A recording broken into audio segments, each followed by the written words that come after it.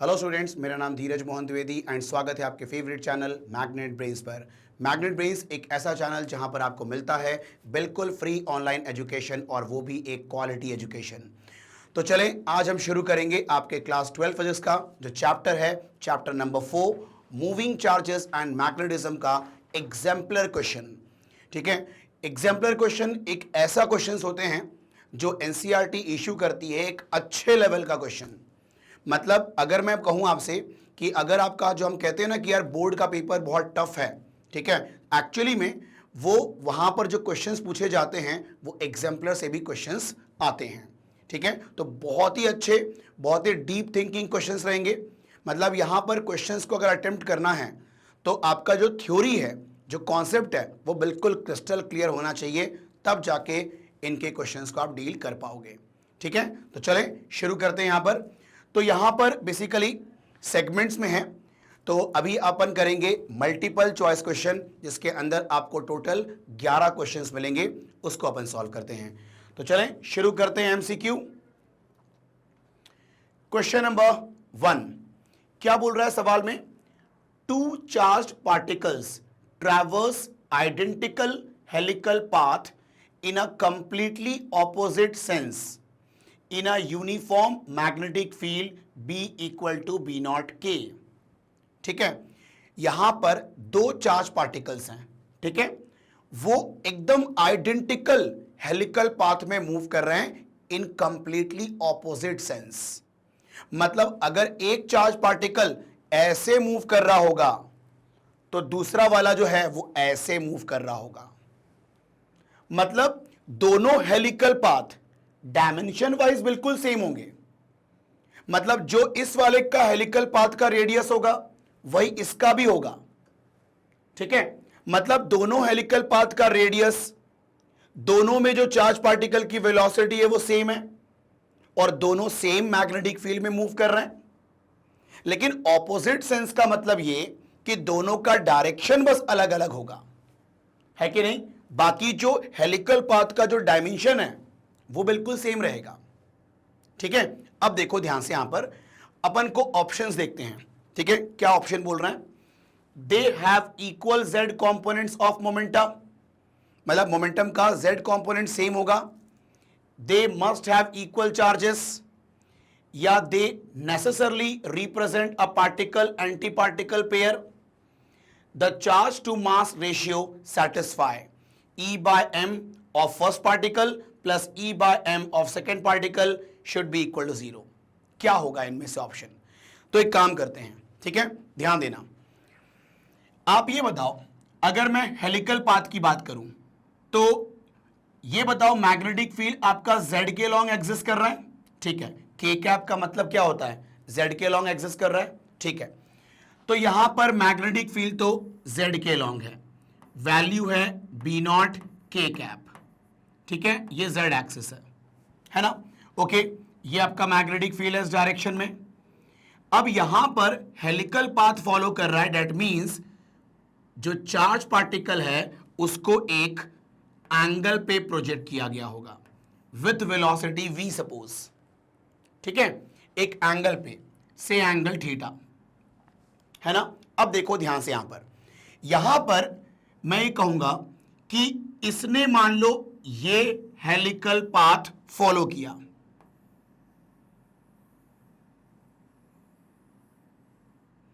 है कि नहीं?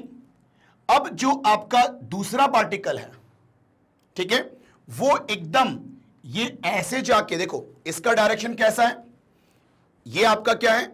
मैग्नेटिक फील्ड का डायरेक्शन ऐसे प्रोजेक्ट किया गया, ठीक है। तो इसके ऊपर मान लो फोर्स लगा होगा ऐसे, तो इसका जो साइन कंपोनेंट है, ठीक है, इसके दो कंपोनेंट होंगे, एक आपका v साइन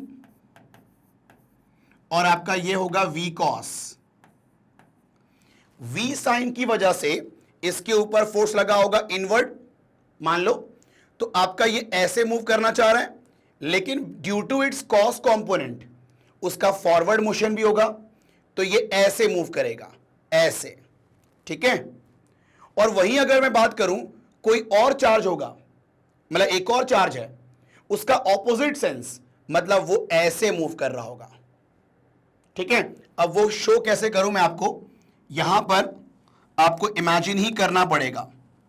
मतलब ये मैं बोलना चाह रहा हूं कि ये ऐसे जाके ऐसे जाएगा। देखो ये ऐसा है आपका, ये ऐसे जाके ऐसा जाएगा। ठीक है, लाइक दिस, लाइक दिस। तो ये इस तरफ होगा, इस तरफ, है ना। ठीक है, मतलब मैंने ये कहा कि दोनों चार्ज पार्टिकल बिल्कुल आइडेंटिकल हेलिकल पाथ को ट्रैवर्स कर रहे हैं इन ऑपोजिट सेंस, बस डायरेक्शंस अलग अलग हैं, बाकी पूरी कहानी सेम है। ठीक है, तो अब ये बताओ, अगर मैं आपसे पूछूं रेडियस ऑफ हेलिकल पाथ, ठीक है, तो वो रेडियस ऑफ हेलिकल पाथ का फॉर्मूला आप लोगों ने पढ़ा होगा, R equal to M V sine theta upon Q B, ये फॉर्मूला होता है। ठीक है, अब देखो दोनों का रेडियस सेम होगा हेलिकल पाथ का, बिकॉज डायमेंशन वाइज बिल्कुल सेम है हेलिकल पाथ्स। ठीक है, वेलोसिटी भी सेम है, दोनों सेम मैग्नेटिक फील्ड के प्रेजेंस में मूव कर रहे हैं। ठीक है, तो आप ये कहो since R1 equal to R2, दोनों पार्टिकल का रेडियस सेम होगा। ठीक है, तो क्या मैं ऐसा बोल सकता हूं M1 V sine theta upon Q1 into B should be equal to M2 into V sine theta upon Q2 into B, हाँ है ना। तो आप बताओ, देख के यहां पर मैंने वेलोसिटी में V1 V2 नहीं किया, मैंने मैग्नेटिक फील्ड में B1 B2 नहीं किया, क्योंकि दोनों के लिए वेलोसिटी और जो आपका मैग्नेटिक फील्ड है वो सेम है यहां पर। ठीक है, तो ये कैंसिल आउट हो गए। तो आप बताओ, देख के यहां पर M1 by Q1 is equal to M2 by Q2, मतलब दोनों का मास टू चार्ज रेशियो क्या रहेगा, सेम रहेगा, है कि नहीं। अब जरा सोचो, इनका डायरेक्शन लेकिन ऑपोजिट है ना, तो दोनों का मास टू चार्ज रेशियो सेम रहेगा, नो डाउट, यहां पर आ रहा है वो रिजल्ट। लेकिन क्योंकि उनका डायरेक्शन ऑपोजिट है, इसलिए उनका नेचर अलग होगा ना, नेचर उनका ऑपोजिट होगा, मतलब एक प्लस में होगा और एक माइनस में होगा। ठीक है, तो आप बताओ, दोनों मैग्नीट्यूड वाइज सेम है, इसका एक काम करो, रेसिप्रोकल करो, तो Q1 upon M1 equal to Q2 upon M2, बोल सकते हो ऐसा आप लोग। ठीक है, बट यहां पर देखो मैं लिखता हूं, but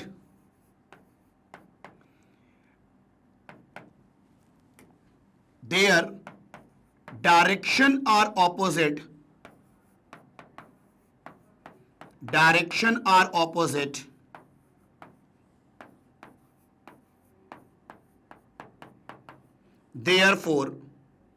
therefore particles are of opposite in nature, particles are opposite in nature।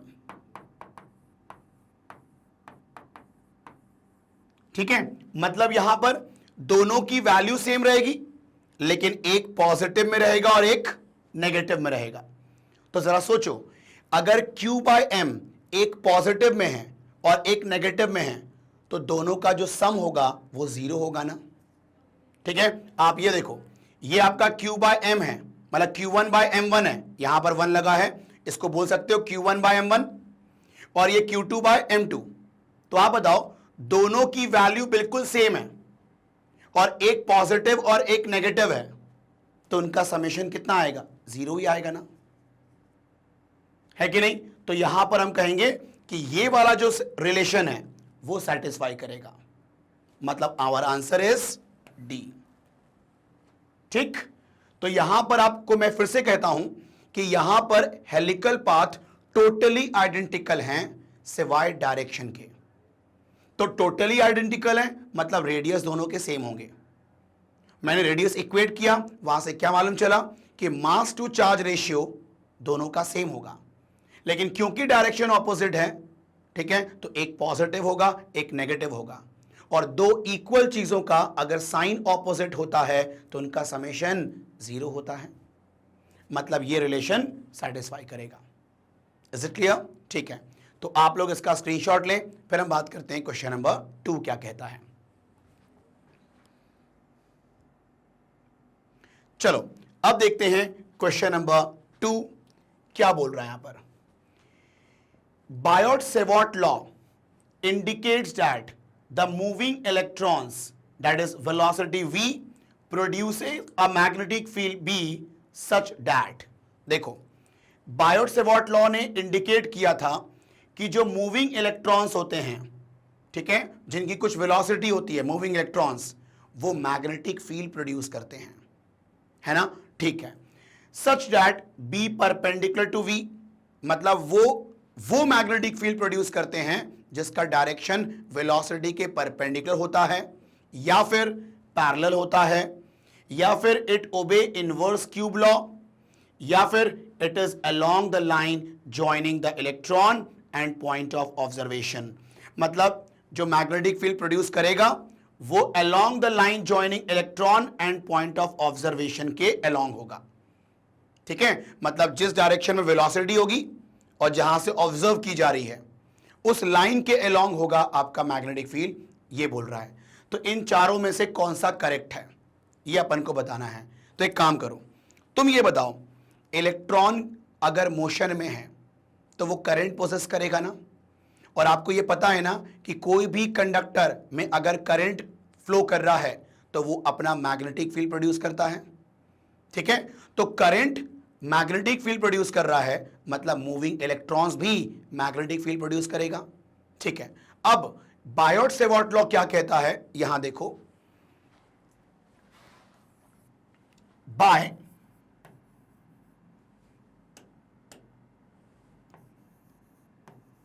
Biot-Savart law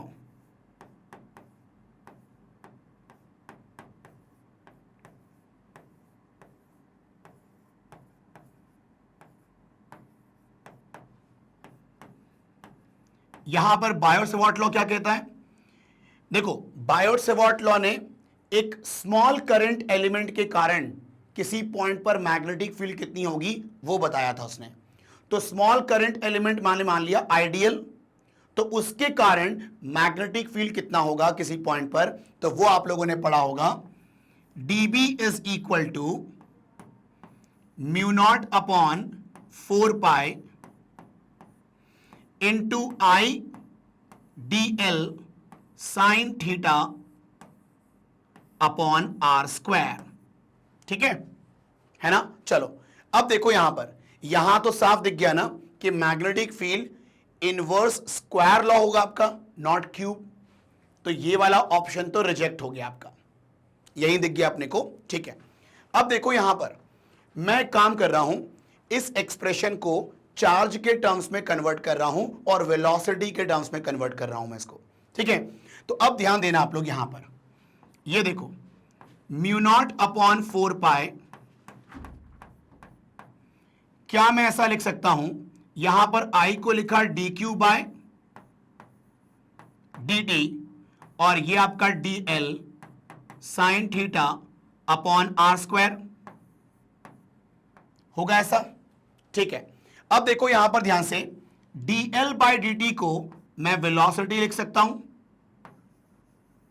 mu naught upon 4 पाई, तो ये आपका dq into what, v into sine theta upon R square, है कि नहीं। तो अगर मैं बोलूं कि अच्छा खासा अमाउंट है चार्ज का, तो मैं dq को q बोल सकता हूं, नॉर्मल चार्ज। तो मैग्नेटिक फील्ड का जो एक्सप्रेशन होगा, ठीक है, मेरी बात को सुनना ध्यान से, यहां पर अपना dB है, मतलब स्मॉल मैग्नेटिक फील्ड है, तो यहां पर क्या आया, स्मॉल चार्ज, ठीक है। वहीं अगर मैं टोटल फील्ड की बात करूं मैं, तो मैं अगर B बोल रहा हूं मैं, तो यहां पर मैं dq को q बोल सकता हूं, ठीक है। तो आप बताओ, mu not upon 4 pi into Q into V sine theta upon R square, है कि नहीं? ठीक है, तो यहां पर देखो, मैं अगर टोटल फील्ड की बात कर रहा हूं तो यहां पर B और ये dq क्या बन गया? Q। ठीक है, अब देखो ध्यान से, यहां पर इधर देखो, B इक्वल टू, मतलब यहां पर म्यू नॉट अपॉन 4 पाई, मैं यहां पर R का इंटू डिवाइड कर रहा हूं, Q into V sine theta upon R square into R upon R, कर सकते हैं? ठीक है, तो अब देखो B equal to mu not upon 4 pi, ये देखो ध्यान से, Q V R sine theta को लिख सकते हैं क्या? V क्रॉस R, और अपॉन में क्या है? R क्यूब, हाँ या ना? ये मैंने उसका वेक्टर फॉर्म लिख दिया। ठीक, तो अब देखो, ये आप लोग को मालूम होगा ना, V R साइन थीटा मतलब ए बी साइन थीटा को लिख सकते हैं ना, A क्रॉस B, वही किया मैंने, V R साइन थीटा को लिखा है मैंने V क्रॉस R। अब ये बताओ, इसका मतलब ये होता है आपका formula in terms of charge, Biot Savart law को मैंने कन्वर्ट किया है ना, चार्ज के टर्म्स में और वेलोसिटी के टर्म्स में। ठीक है, अब देखो ध्यान से, यहां से आपको दिख रहा है कि मैग्नेटिक फील्ड का जो डायरेक्शन होगा वो इन दोनों के क्रॉस प्रोडक्ट करने से मिलेगा। और आपको ये मालूम होगा कि अगर कोई दो वेक्टर का क्रॉस प्रोडक्ट करने से जो वेक्टर मिलता है, वो वेक्टर आपका V और R जिस प्लेन में होते हैं उसके परपेंडिकुलर होता है आपका B, है ना? तुम ये बताओ, ये जो B है वो इसके क्रॉस प्रोडक्ट करने से मिला है, मतलब ये जो B का डायरेक्शन होगा वो V और R जिस प्लेन पर होंगे उसके परपेंडिकुलर होगा। तो ऑब्वियस ही बात है कि अगर जिस प्लेन में V और R हैं उसके परपेंडिकुलर अगर फील्ड है तो V के तो परपेंडिकुलर होगा ही और R के भी परपेंडिकुलर होगा। भाई उस प्लेन के परपेंडिकुलर है जहां पर V और R हैं, तो इंडिविजुअली V और R दोनों के परपेंडिकुलर होगा, है ना? तो याद रखना आप लोग, ये आपको मालूम भी होगा, क्रॉस प्रोडक्ट में आप लोगों ने पढ़ा होगा वेक्टर में, कि अगर कोई दो वेक्टर का क्रॉस करते हैं तो जो रिजल्ट में वेक्टर मिलता है वो वेक्टर दोनों इंडिविजुअल वेक्टर के परपेंडिकुलर होते हैं। तो यहां पर B is perpendicular to what? V। तो यहां पर B vector is perpendicular to what? V vector, क्योंकि B इन दोनों का क्रॉस प्रोडक्ट का आंसर होगा। Is it clear? ठीक है, तो यहां पर कौन सा ऑप्शन हो गया आपका आंसर? A, मतलब मूविंग इलेक्ट्रॉन्स, ठीक है, प्रोड्यूस करेगा मैग्नेटिक फील्ड जो कि उसके वेलोसिटी के परपेंडिकुलर होगा। Got it? ठीक है, चलो, तो ये था आपका सिंपल क्वेश्चन नंबर 2, है ना? इसका स्क्रीनशॉट लें, फिर बात करते हैं आगे। चलो, अब देखें यहां पर क्वेश्चन नंबर 3 में क्या कहता है वो। A current carrying circular loop of radius r is placed in the xy plane with center at origin। ठीक है, half of the loop with x greater than 0 is now bent so that it now lies in the yz plane। मतलब पहले तो आपका जो loop था उसको xy plane पे रखा था, जिसमें लूप का जो सेंटर है वो ओरिजिन पे लाई कर रहा था, यही है ना? यस। फिर क्या किया, उस लूप का आधा लूप हमने बेंट कर दिया और इस तरीके से बेंट किया कि वो आधा लूप कहां चला गया? YZ प्लेन पे चला गया, है कि नहीं? ठीक है, तो अब वो बोल रहा है the magnitude of magnetic moment now diminishes, मतलब बेंट करने के बाद जो नेट मैग्नेटिक मोमेंट है क्या वो कम हो गया है? ठीक है, देखते हैं अभी।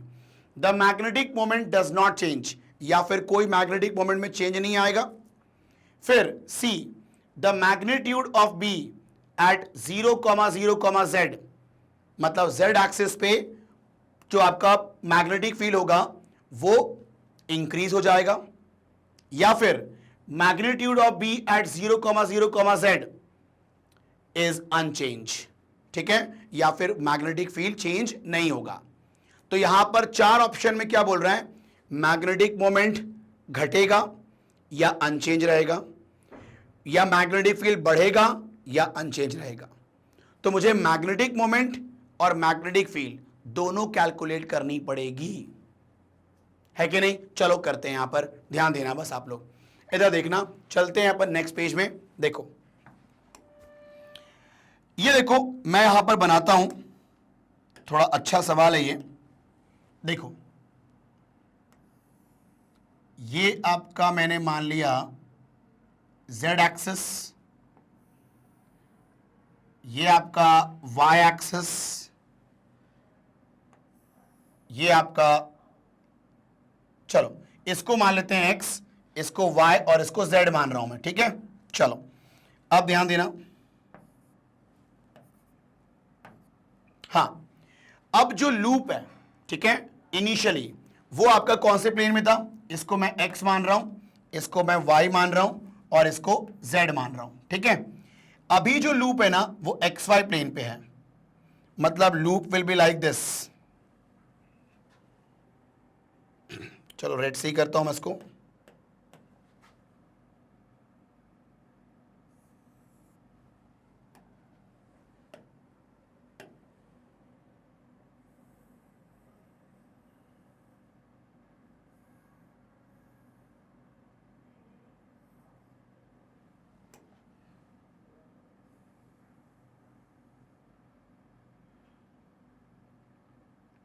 ये लूप है, ठीक है। ये कौन से प्लेन पे है, XY प्लेन पे है, ठीक है।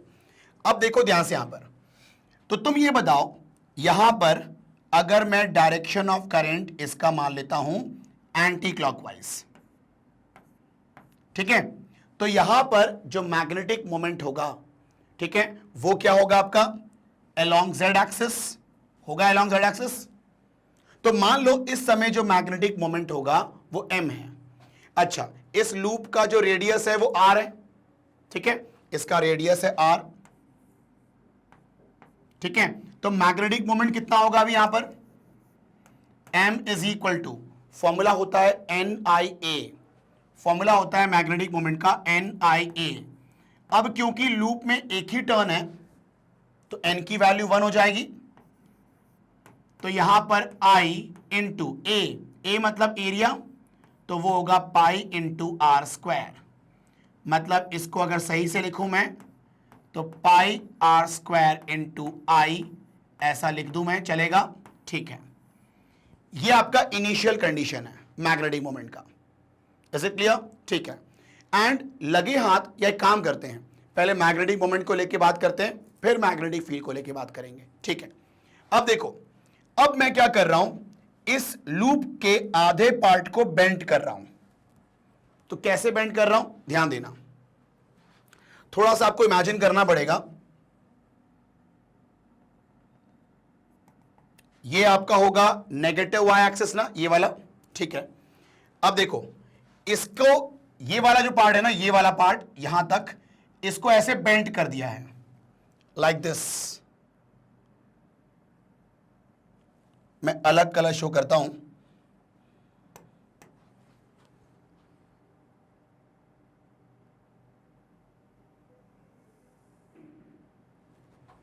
थोड़ा सा आपको फील आ रहा है क्या, यस, है ना।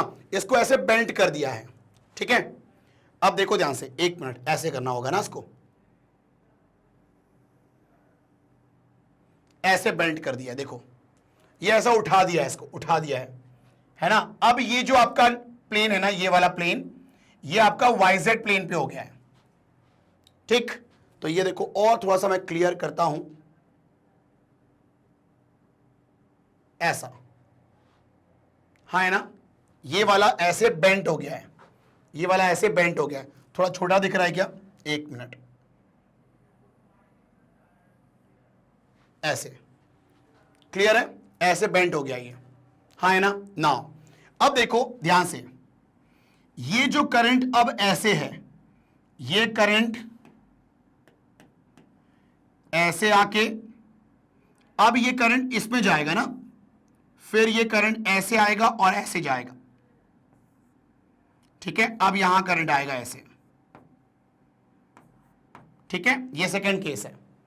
अब देखो ध्यान से, यहां पर इसका जो आधा पार्ट है वो तो अभी भी एक्स वाई प्लेन पे है, लेकिन जो रिमेनिंग हाफ प्लेन है वो तो आपका वाई जेड प्लेन पे आ गया है, ऐसे आ गया ऐसे, और ये वाला तो ऐसा ही है आधा प्लेन, ठीक।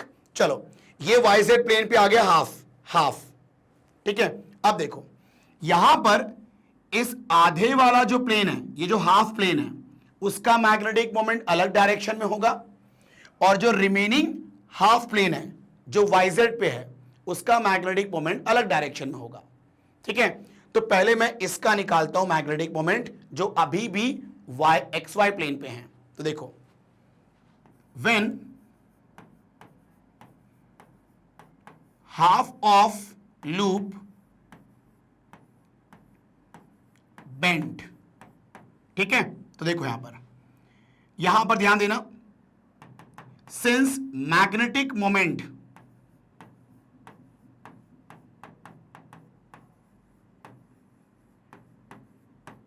ठीक है, magnetic moment of this half plane which are on x y plane, ये बताओ क्या होगा डायरेक्शन के अकॉर्डिंग, इसका मैग्नेटिक मोमेंट जो हाफ प्लेन है वो रहेगा अलोंग जेड एक्सिस, है कि नहीं, ये होगा। इसे क्या हम मान लें m1, ये किसका मैग्नेटिक मोमेंट है, ये आपका है जो एक्स वाई प्लेन पे आधा लूप है, ठीक है। चलो, तो एक काम करते हैं, magnetic moment m1 of half plane half loop lie on x y plane, तो ये m1 की वैल्यू कितनी होगी, देखो नंबर ऑफ टर्न तो 1 ही रहेगा, फिर I करंट तो I है, लेकिन इसका जो एरिया है वो उसमें रेडियस का हाफ हो जाएगा ना। तो ये बताओ, देख के एरिया को लिख सकते हैं क्या, पाई आर स्क्वायर बाई 2। अब जो आपका लूप है, ठीक है, वो लूप कैसा है आपका, पहले था आपका कंप्लीट सर्कल, तो एरिया था पाई आर स्क्वायर, अब हो गया हाफ सर्कल, तो पाई आर स्क्वायर का हाफ, ठीक। तो यहां देखो m1 equal to I into pi r square, थोड़ा सही से लिखता हूं मैं इसको, तो pi r square by 2 into I, this is what m1। Is it clear, ठीक है। अब देखो यहां पर ध्यान से, ये जो दूसरा वाला हाफ है जो वाई जेड प्लेन पे है ना, इसका मैग्नेटिक मोमेंट कहां होगा, तो ये देखो इसमें करंट ऐसे फ्लो कर रहा है, ऐसे ऐसे, तो यहां पर मैग्नेटिक मोमेंट कहां होगा, अलोंग एक्स एक्सिस, ठीक। तो देखो इसका मैग्नेटिक मोमेंट होगा अलोंग एक्स एक्सिस, इसे क्या बोल दिया मैंने, m2, ठीक। तो अब देखो यहां पर, सिंस मैग्नेटिक मोमेंट m2, ठीक है, ऑफ another half loop,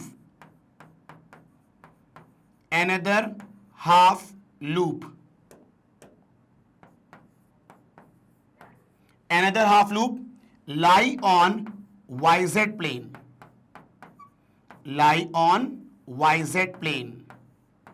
ठीक है। m2 is given by what, same expression ना, करंट सेम फ्लो कर रहा है, उसका एरिया भी हाफ होगा, तो ये हो जाएगा क्या, डायरेक्ट लिख दूं मैं, पाई आर स्क्वायर बाई 2 इंटू आई, ये हो गया m1 और m2। अब मुझे अगर नेट मैग्नेटिक मोमेंट निकालना है तो इन दोनों वेक्टर क्वांटिटी का रिजल्टेंट निकालना होगा, और यहां पर दोनों मैग्नेटिक मोमेंट आपस में परपेंडिकुलर हैं, एक है z के लॉन्ग, एक है x के लॉन्ग, तो जो नेट मैग्नेटिक मोमेंट होगा वो पाइथागोरस थ्योरम से आएगा, ठीक है। तो यहां पर एक काम करते हैं, मैं निकालूंगा इन दोनों का नेट, आओ नेक्स्ट पेज में, ये देखो, सिंस नेट मैग्नेटिक मोमेंट को लिख सकते हैं क्या, under root of m1 square plus m2 square, ठीक। अब देखो यहां पर ध्यान से, आप बताओ दोनों की वैल्यू सेम है ना, ये देखो ध्यान से, दोनों की वैल्यू सेम है, ठीक है, तो दोनों के स्क्वायर का सम, ठीक है। चलो आओ देखो यहां पर, pi r square by 2 into I उसका whole square plus pi into are square upon 2 into I उसका होल स्क्वायर। तो ऑब्वियस ही बात है, ये चीज आप कॉमन लेके रूट के बाहर आओगे तो pi r square upon 2 into आई हो जाएगा, और रूट में 1 स्क्वायर प्लस 1 स्क्वायर मतलब ये आपका √2 हो जाएगा ना, तो ये हो गया आपका √2, ठीक है। और अगर ऐसे समझ में नहीं आ रहा, एक और तरीका है मेरे पास, ठीक है, देखो यहां पर एक काम करो, इसको हटाओ,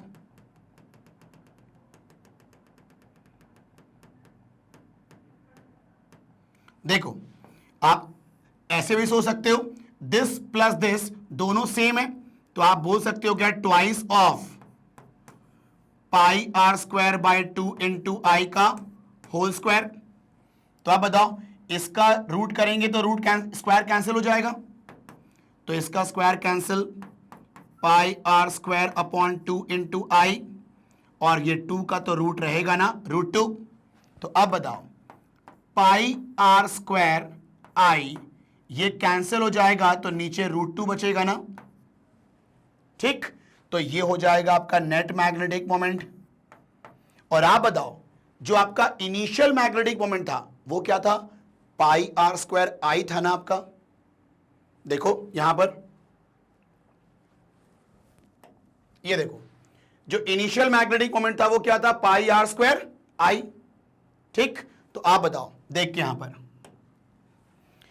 ये आपका पाई आर स्क्वायर आई इनिशियल था, ठीक है, लेकिन यहां पर क्या हो गया, अपॉन √2 है, तो आप ये बताओ ये लेस होगा ना m से,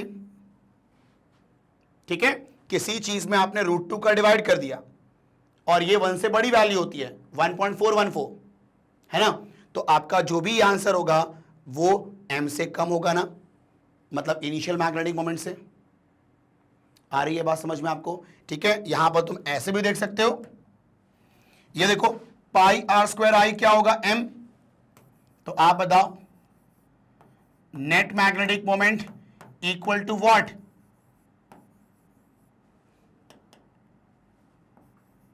m बाय √2, और ये बताओ m बाय √2 किया मतलब अपॉन में आपका √2 है, मतलब 1.414, तो किसी चीज में अगर डिवाइड कर रहे हो, ठीक है, और वो 1 से बड़ी वैल्यू है तो आंसर छोटा आएगा ना, तो ये छोटा होगा ना इससे, तो यहां पर हम क्या बोलेंगे, therefore net magnetic moment is less than what, m,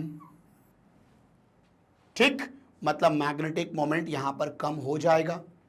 मतलब जो ऑप्शन है यहां पर A, the magnitude of magnetic moment now diminishes, ये सही है, ठीक है, तो ये आंसर ए हो गया आपका, है ना। अब देखो, जब ये आंसर हो गया है तो ये तो होगा ही नहीं, magnetic moment does not change, change तो हुआ है, कम हुआ है यहां पर, ये तो रॉन्ग हो गया।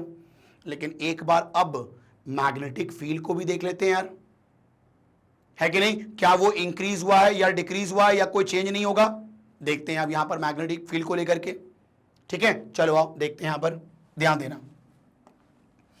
एक काम करें, पहले आप लोग एक काम करें, इसका स्क्रीनशॉट ले लें,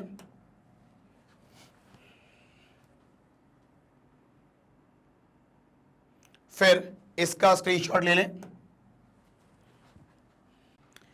चलो अब देखते हैं यहां पर मैग्नेटिक फील्ड को लेके क्या कहानी है।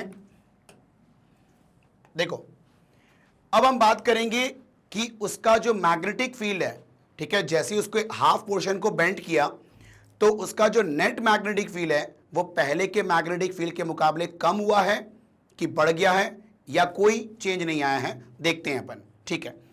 तो पहले तो एक काम करते हैं, उस डायग्राम पे चलते हैं। देखो ये देखो, पहले जब ये आपका सर्कुलर लूप था XY प्लेन पे, तो इसका मैग्नेटिक फील्ड पॉइंट Z पे, मतलब Z एक्सिस के किसी पॉइंट पर, यहां पर, ठीक है, मान लो ये डिस्टेंस आपका है सपोज करो ये आर है, स्मॉल आर है,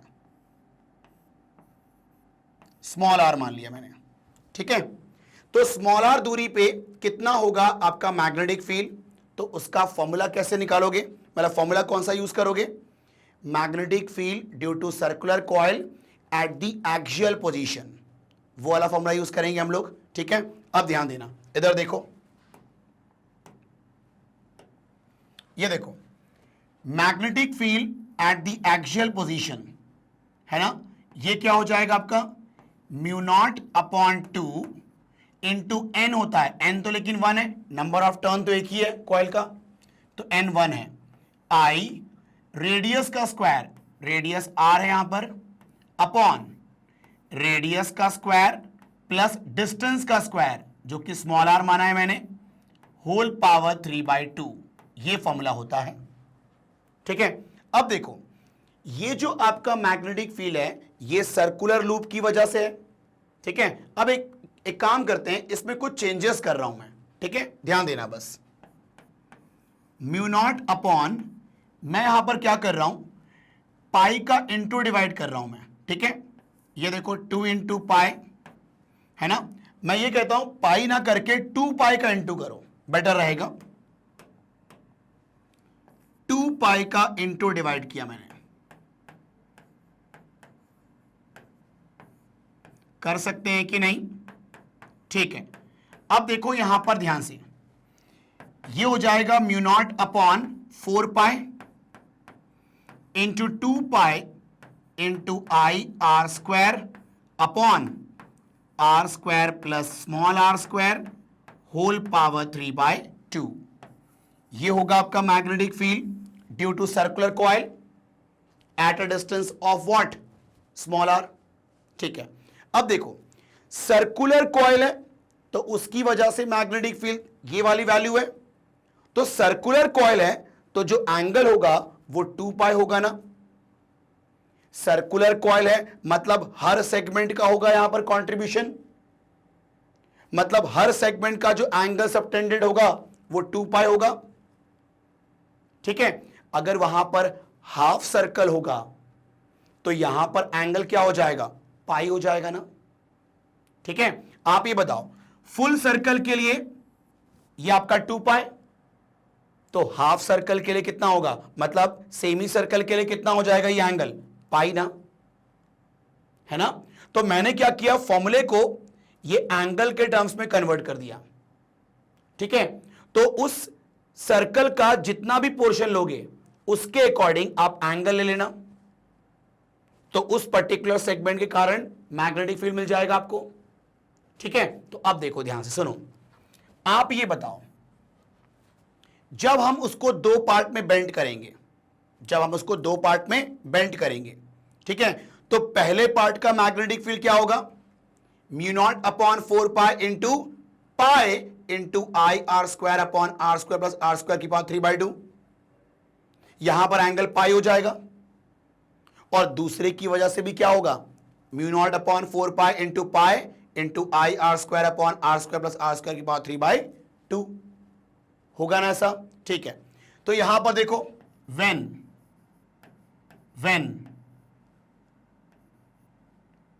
सर्कुलर लूप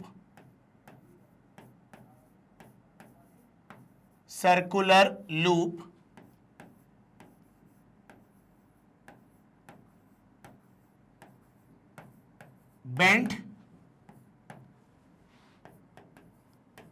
into 2 half, ठीक है। तो यहां पर देखो जो 2 मैग्नेटिक फील्ड होंगे, B1 इज इक्वल टू कितना हो जाएगा दोनों का, देखो पहले वाले हाफ का मैंने B1 मान लिया, कितना हो जाएगा mu not upon 4 pi into pi into I R square upon R square plus R square whole power 3/2, ठीक, क्लियर। चलो अब देखो ध्यान से, दूसरे वाले का भी same value, mu not upon 4 pi into pi I R square plus small R square whole power 3/2। ठीक है, ये हो जाएगा दोनों हाफ का मैग्नेटिक फील्ड। अब बताओ, यहां पर मुझे नेट मैग्नेटिक फील्ड निकालना है, तो ये दोनों मैग्नेटिक फील्ड आपके आपस में परपेंडिकुलर होंगे। क्यों होंगे यहां पर? ठीक है, ध्यान देना, इधर देखो, यहां पर ध्यान देना, इसका जो मैग्नेटिक फील्ड होगा, ठीक है, उसका डायरेक्शन, ठीक है, ऐसा होगा, और इसका जो मैग्नेटिक फील्ड होगा उसका डायरेक्शन ऐसा होगा। तो यहां पर दोनों मैग्नेटिक फील्ड आपस में परपेंडिकुलर होंगे। ठीक है, तो जो नेट मैग्नेटिक फील्ड होगा वो क्या हो जाएगा? देखो ध्यान से, यहां पर therefore net magnetic field is under root of b1 square plus b2 square होगा ऐसा। ठीक है, चलो अब बताओ, ये दोनों सेम वैल्यू हैं, ठीक है, इनके स्क्वायर का सम करोगे आप, तो आप बताओ अंडर रूट ऑफ, इसका ट्वाइस हो जाएगा ना, twice of mu not upon 4 pi into I R square whole power, sorry, whole upon R square plus small R square whole power 3/2। ठीक है, इसका स्क्वायर हो जाएगा, दोनों सेम वैल्यू है तो दोनों के स्क्वायर का सम करना है। ठीक है, तो आप दोनों का स्क्वायर का सम करोगे तो ट्वाइस हो जाएगा ना इसके स्क्वायर का। ठीक है, अब देखो यहां पर ध्यान देना, इधर एक काम करते हैं, नेक्स्ट पेज में चलते हैं। B net equal to what? Under root of, तुम ये देखो, यहां पर जब इसका स्क्वायर का रूट होगा तो ये स्क्वायर और रूट कैंसिल हो जाएगा और 2 का रूट रहेगा। ठीक है, देखो यहां पर mu not upon 4 pi into what? Pi into I into are square whole R square plus small R square whole power 3/2 into √2। होगा कि नहीं होगा ऐसा? ठीक है, अब देखो यहां पर ध्यान से, ठीक है, ध्यान देना, मुझे यहां पर पुराने मैग्नेटिक फील्ड से कंपेयर करवाना है। ठीक है, तो पुराने मैग्नेटिक फील्ड से कंपेयर करवाना है तो यहां पर 2 पाई होना चाहिए, तो मैं 2 का इंटू डिवाइड कर रहा हूं, म्यू नॉट अपॉन 4 पाई, यहां पर 2 का इंटू किया मैंने,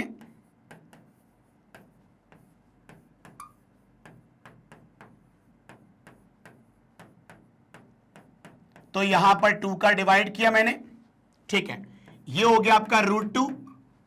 तो अब बताओ, ये आपका पुराना मैग्नेटिक फील्ड है ना, जब बेंड नहीं किया था तब का मैग्नेटिक फील्ड, मतलब B अपॉन √2 ना, ये होगा आपका नेट मैग्नेटिक फील्ड। तो आप बताओ, पुराने मैग्नेटिक फील्ड में डिवाइड हो गया ये √2, तो अब जो आंसर आएगा B नेट वो B से तो कम होगा ना, तो यहां पर जो B नेट होगा वो कम होगा ना B से। लेकिन उसने ऑप्शन क्या बोला था? The magnitude of B at this increases, जबकि यहां पर क्या हुआ है? डिक्रीज हुआ है, तो ये ऑप्शन भी रॉन्ग है। और इसने बोला अनचेंज, नहीं अनचेंज तो नहीं है, चेंज तो हुआ है, डिक्रीज हुआ है यहां पर, ये भी रॉन्ग है। तो आंसर कौन सा हुआ? ए। ठीक है, तो यहां पर मैग्नीट्यूड ऑफ मैग्नेटिक फील्ड दोनों हाफ के कारण निकाला मैंने, उसका जब नेट निकाला तो देखा कि पुराने वाले मैग्नेटिक फील्ड कंपैरिजन, मतलब जब सर्कुलर लूप था उसकी वजह से जो मैग्नेटिक फील्ड था उससे कम हो गया वो। Is it clear? ठीक है, तो एक काम करें, आप लोग इसका स्क्रीनशॉट ले लें, इसका स्क्रीनशॉट लें,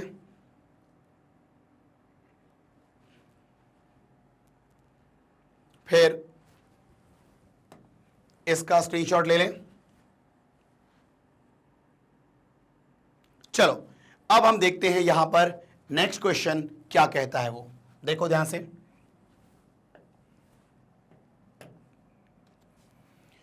question number 4, an electron is projected with uniform velocity along the axis of a current carrying long solenoid।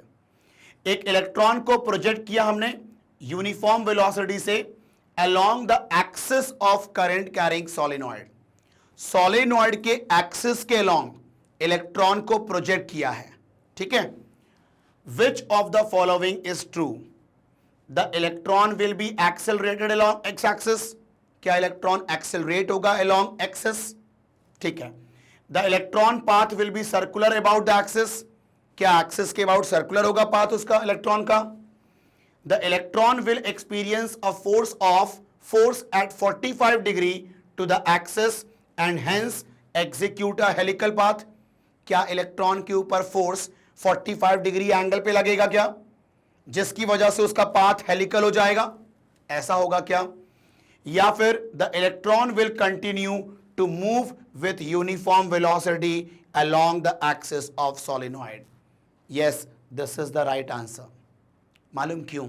देखो यहां पर तुम ये बताओ, एक काम करो जरा नेक्स्ट पे भी चलो। देखो ये आपका सोलेनॉइड होता है, ये उसका एक्सिस है, ये एक्सिस है, और सोलेनॉइड के कारण जो मैग्नेटिक फील्ड होता है वो एक्सिस के अलोंग ही होता है। तो सोलेनॉइड का मैग्नेटिक फील्ड खुद के एक्सिस के अलोंग रहेगा, ये मैग्नेटिक फील्ड है। और अगर आपने इलेक्ट्रॉन को प्रोजेक्ट किया अलोंग एक्सिस,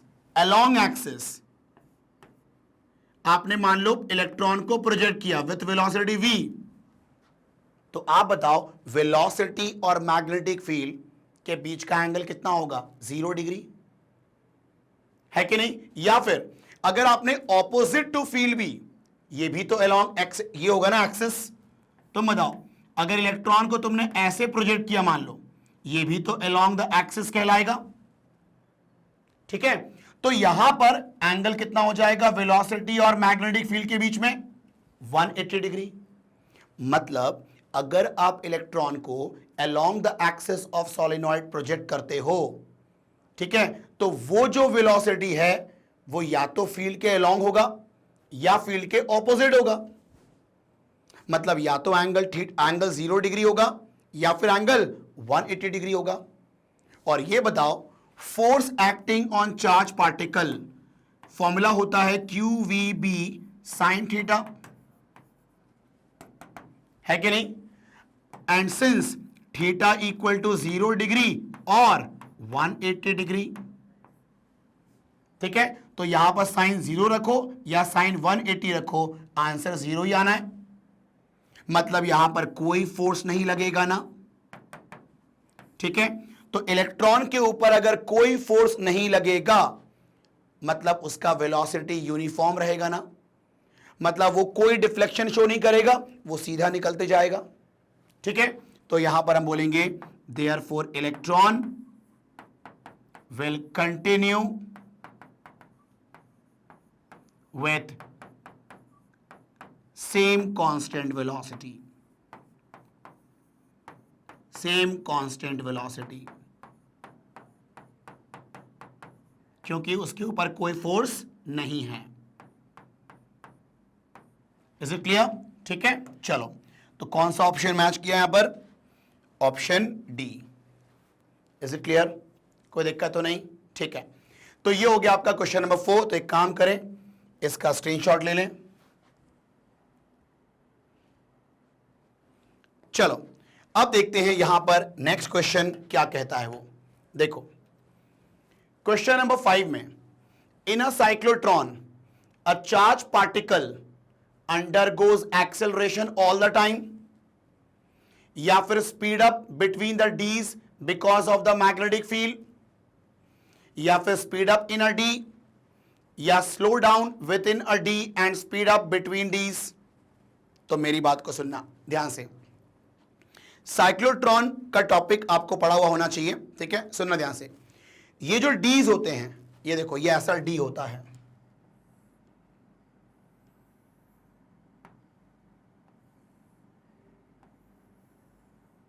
ये ऐसा डी होता है, ठीक है।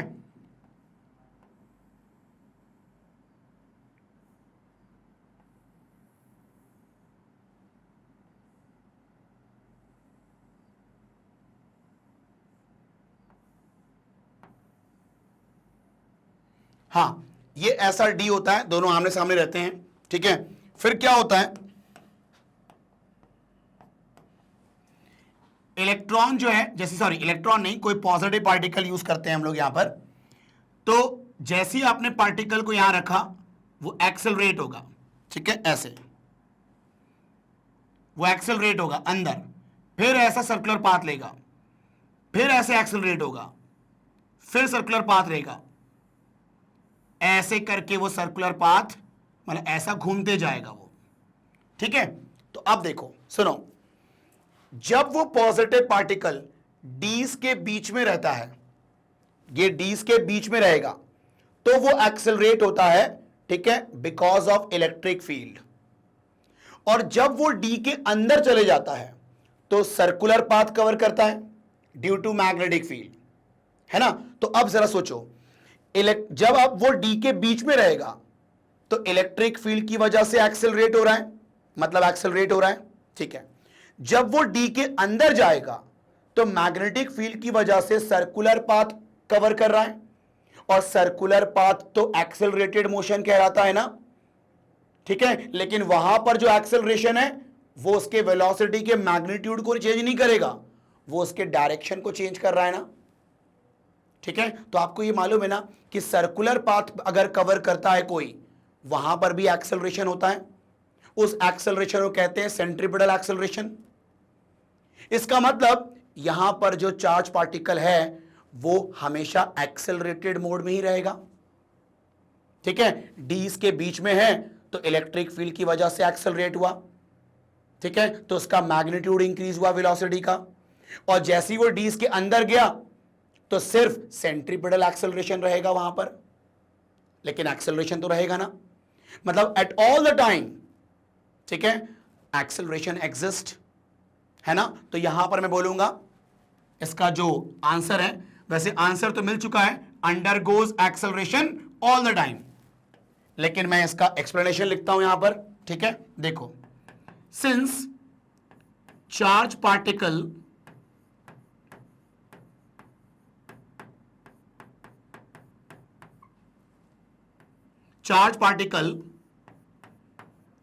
accelerate between the D's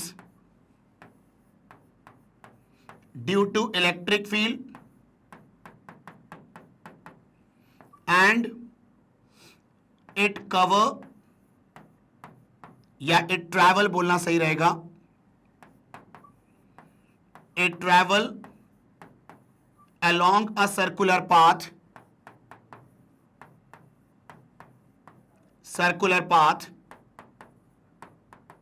inside the D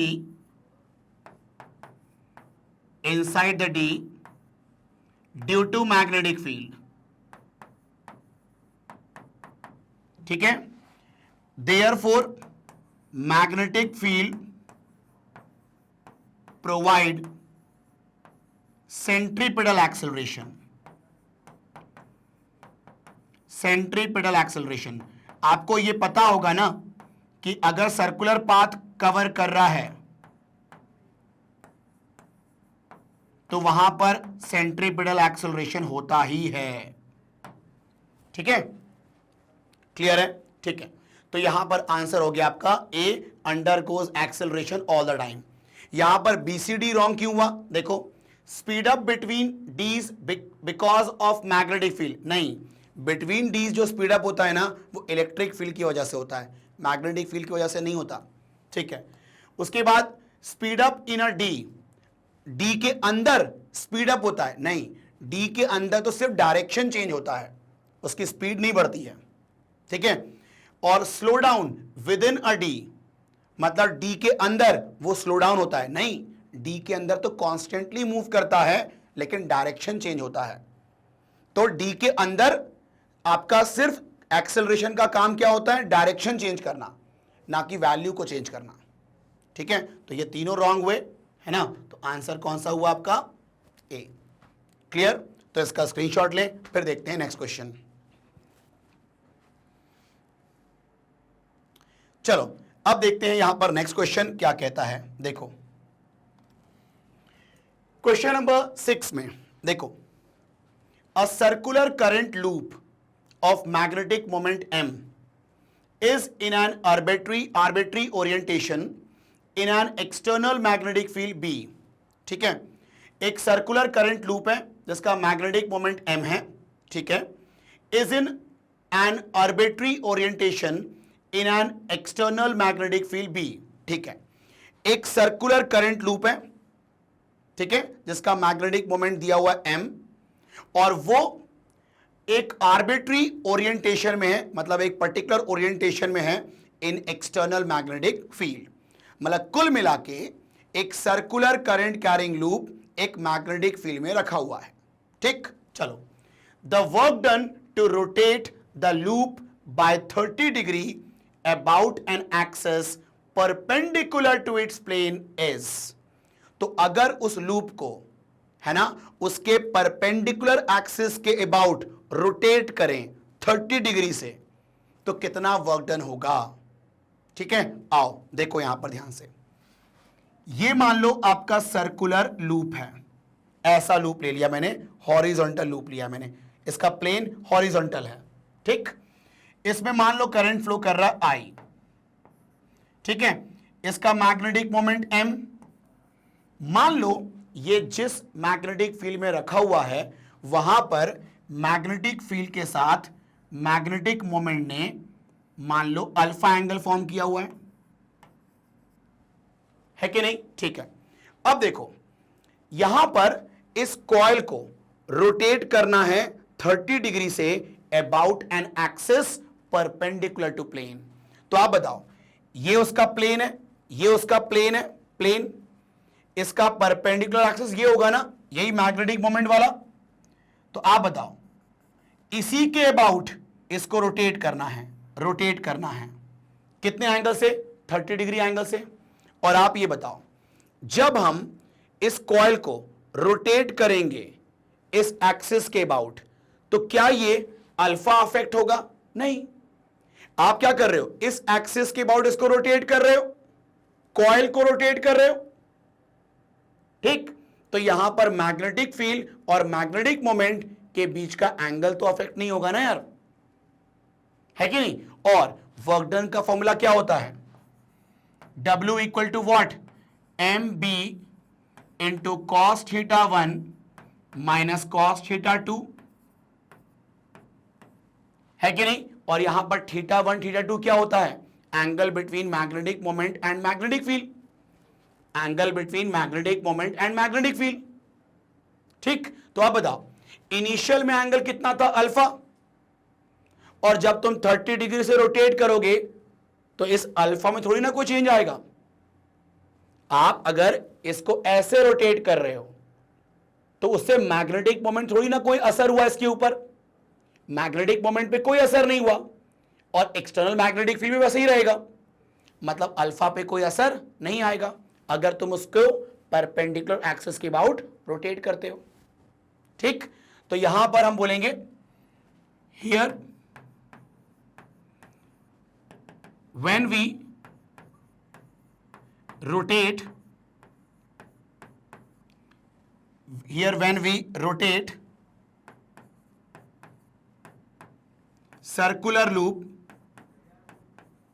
circular loop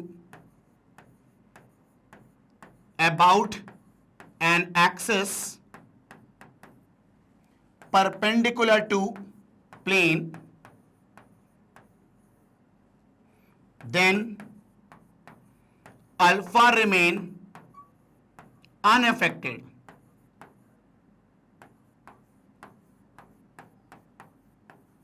Therefore initial में भी एंगल अल्फा है और रोटेशन के बाद भी एंगल अल्फा है, तो ये दोनों सेम एंगल अगर हो गए तो उनका डिफरेंस कितना होगा, 0 होगा। Therefore work done equal to what, 0। तो कितना होगा वर्क डन, 0 होगा। ठीक है, तो ऑप्शन कौन सा हुआ, डी, वर्क डन 0। क्लियर? ठीक है, तो एक काम करें, आप लोग इसका स्क्रीनशॉट ले लें।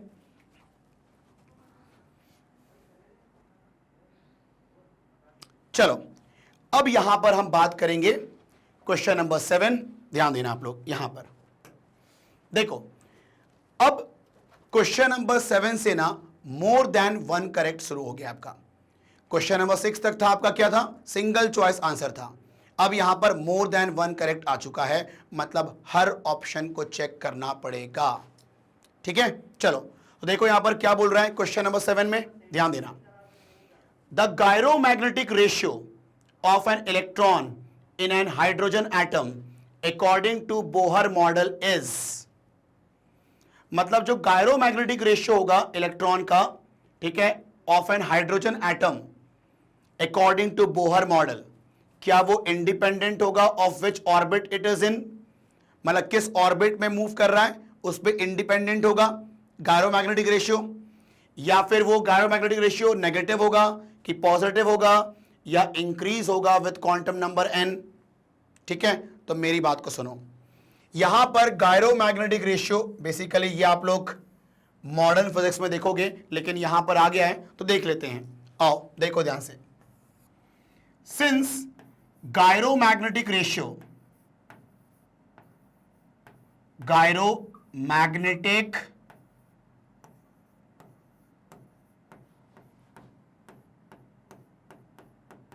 Ratio is equal to what, ये होता है मैग्नेटिक मोमेंट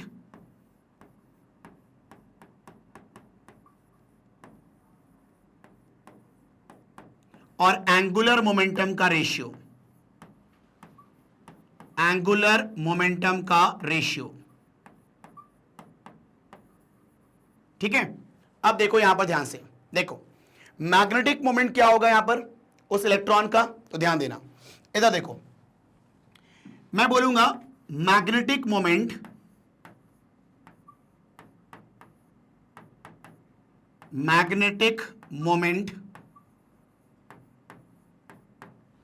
ऑफ इलेक्ट्रॉन, ये होता है आपका n इंटू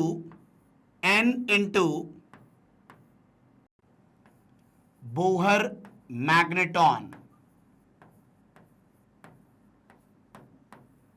ठीक है, तो यहां पर बोहर मैग्नेटॉन जो होता है वो होता है EH/4πm, where H is Planck constant. ठीक है, तो ये बोहर मैग्नेटॉन आप लोग बेसिकली ये पढ़ोगे मॉडर्न फिजिक्स में। अब क्योंकि इस चैप्टर में ये क्वेश्चन दे दिया है तो ठीक है देख लेते हैं अपन। आओ, तो यहां पर मैग्नेटिक मोमेंट का फॉर्मूला तो ये हो गया। अब एंगुलर मोमेंटम, इसको L से डिनोट करते हैं एंगुलर मोमेंटम को, ये होता है ना NH/2π।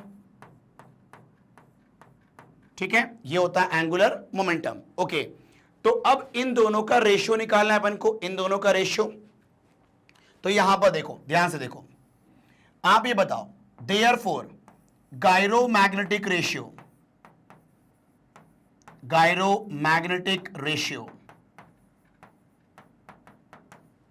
क्या हो जाएगा, magnetic moment upon angular momentum.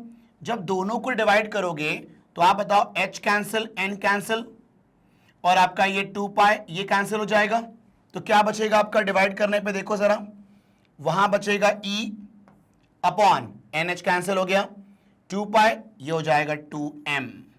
ठीक, क्लियर? तो अब बताओ E क्या है, चार्ज ऑफ इलेक्ट्रॉन, ये m क्या है आपका, मास। तो ये कांस्टेंट वैल्यू हुई ना, ठीक है, तो ये कांस्टेंट वैल्यू है। ठीक है, तो अब देखते हैं यहां पर ऑप्शन में जो गायरोमैग्नेटिक रेशियो होता है इलेक्ट्रॉन का हाइड्रोजन एटम में, है ना, क्या वो इंडिपेंडेंट है of which orbit it is इन, किस ऑर्बिट में मूव कर रहा है उसके ऊपर इंडिपेंडेंट है क्या? यस। आप बताओ क्या यहां पर कहीं पर आपको n दिख रहा है क्या? n, ये n क्या था, nth ऑर्बिट, किस ऑर्बिट में घूम रहा है ये, तो ये इंडिपेंडेंट ऑफ n है ना। ठीक है, मतलब ये सही बोल रहा है ये, तो ऑप्शन ए सही है। और क्योंकि ये इलेक्ट्रॉन है तो इसका साइन क्या होगा, नेगेटिव, मतलब गायरोमैग्नेटिक रेशियो क्या होता है, नेगेटिव होता है, मतलब ऑप्शन बी भी सही है। ठीक है, तो यहां पर आंसर होंगे 2, ए और बी। क्लियर? ठीक है, तो इसका स्क्रीनशॉट लें, फिर देखते हैं क्वेश्चन नंबर 8। चलो अब देखो यहां पर ध्यान से, क्वेश्चन नंबर 8 में क्या बोल रहा है सवाल। ठीक है, देखो यहां पर, consider a wire carrying a steady current I placed in a uniform magnetic field B perpendicular to its length. ठीक है, यहां पर एक वायर है जिसमें कितना करंट है, आई करंट है। ठीक है, उसको हमने प्लेस किया है यूनिफॉर्म मैग्नेटिक फील्ड में परपेंडिकुलर टू इट्स लेंथ, जिसमें मैग्नेटिक फील्ड क्या है, लेंथ के परपेंडिकुलर है। ठीक है, consider the charges inside the wire. ठीक है, वायर के अंदर मान लो चार्जेस हैं। ठीक है, it is known that magnetic force do no work, मतलब मैग्नेटिक फोर्स कोई काम नहीं करता। ठीक है, दिस इंप्लाइज दैट, ठीक है, दिस इंप्लाइज दैट, देखो, motion of charges inside the conductor is unaffected by B since they do not absorb energy. देखो, motion of charge inside the conductor is unaffected by B, लेकिन ये तो affected होगा ना B से। एक काम करो, सुनो, आप ये बताओ, मैग्नेटिक फील्ड ऐसा है मान लो और वायर ऐसा है,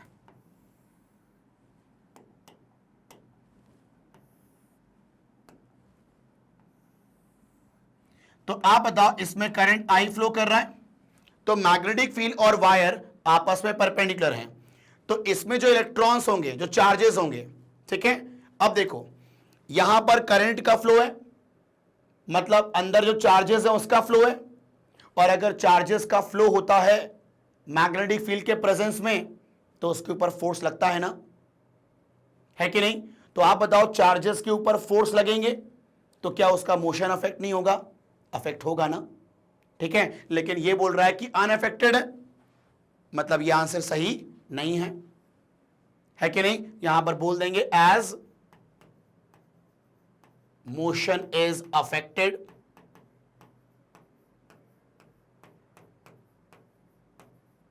बाय बी, है कि नहीं, ठीक है। अब देखते हैं यहां पर option B, some charges inside the wire move to the surface as a result of B. Yes, देखो ये करंट फ्लो कर रहा है मान लो ऐसे, तो चार्जेस फ्लो कर रहा होगा ऐसे मान लो, है ना। तो अब देखो ध्यान से, यहां पर अगर मैं बोलूं कि करंट ऐसे फ्लो कर रहा है तो अपने फिंगर्स को, तो एक काम करो, पॉजिटिव चार्ज को मान लेते हैं ऊपर की तरफ है, करंट के अलॉन्ग होता है पॉजिटिव चार्ज, ठीक है। अब बताओ यहां पर v के तरफ, वेलोसिटी की तरफ फिंगर ले जाओ और मैग्नेटिक फील्ड की तरफ मूव करो, तो आपका थंब कहां जा रहा है, अंदर की तरफ।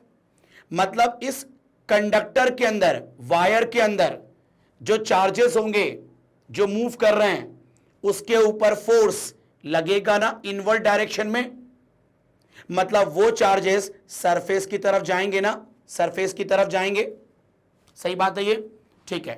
तो यहां पर move to surface as a result of B, yes ये सही है कि नहीं, ड्यू टू मैग्नेटिक फोर्सेस, ठीक है, this is due to magnetic forces, magnetic force,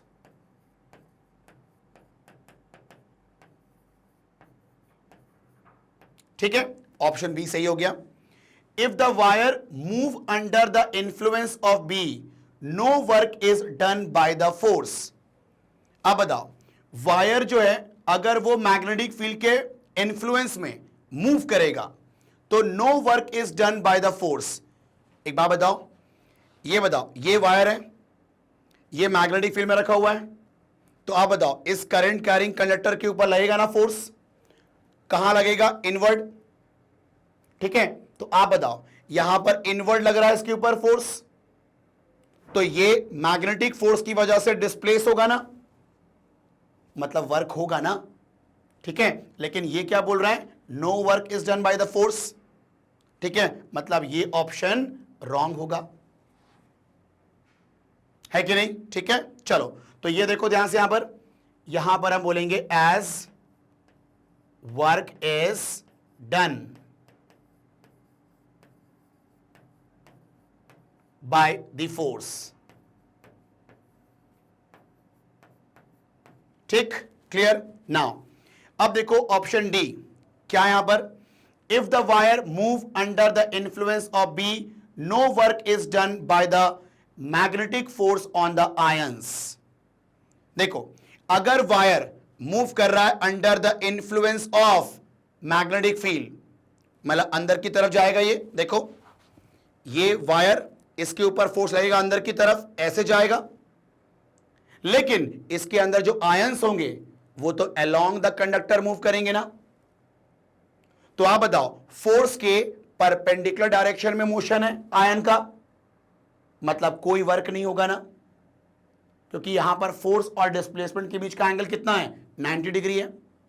तो आप बताओ यहां पर if the wire moves under the influence of B no work is done by the magnetic force on the ions. ठीक है, तो आप बताओ assumed fixed within the wire, तो यस ये भी सही है, कोई वर्क नहीं होगा ऑन द आयंस, क्योंकि एंगल कितना होगा, 90 डिग्री। Is it clear? ठीक है, चलो तो ये हो गया आपका आंसर बी और डी। तो इसका जरा स्क्रीनशॉट लें, फिर हम बात करते हैं नेक्स्ट क्वेश्चन पे। अब देखते हैं यहां पर नेक्स्ट क्वेश्चन क्या कहता है वो।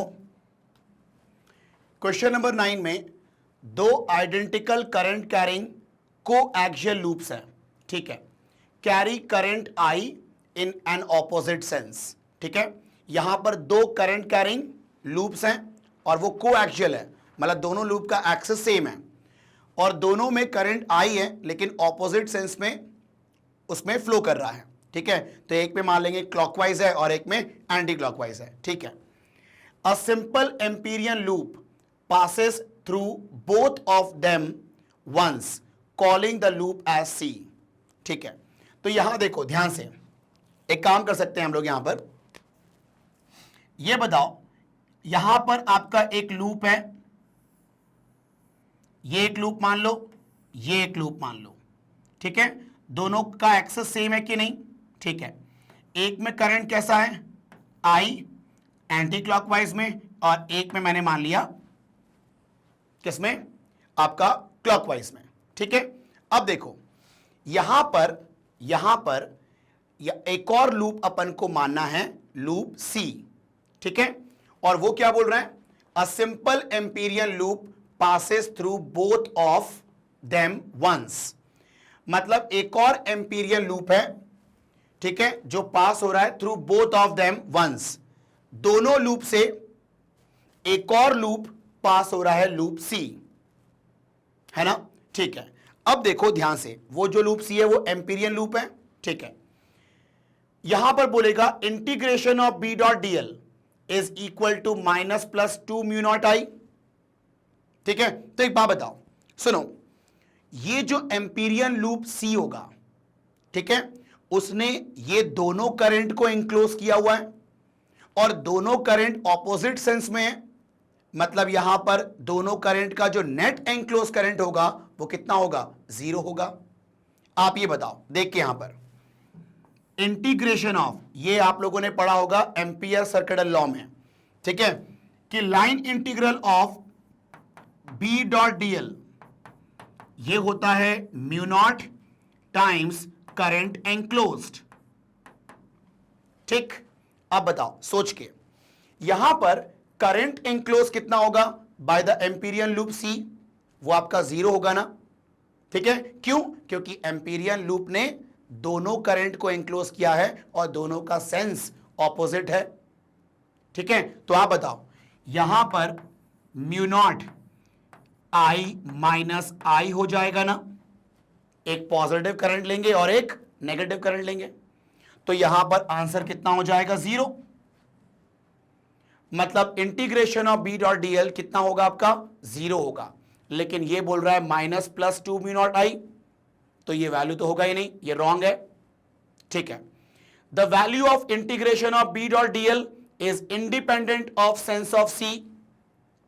ठीक है, आप यहां पर देखो ध्यान से, integration of B dot dl is independent of sense of C, मतलब सी जो लूप लिया है आपने वो कैसा लिया है उस पे फर्क नहीं पड़ता है कि नहीं, आपका एंक्लोज करंट कितना है उस पे फर्क पड़ता है integration of B dot DL. आपने किस सेंस का लूप लिया है उससे फर्क नहीं पड़ता। आप देखो ना, integration of B dot DL वो सिर्फ एंक्लोज करंट पे डिपेंड कर रहा है, ना कि लूप के सेंस पर।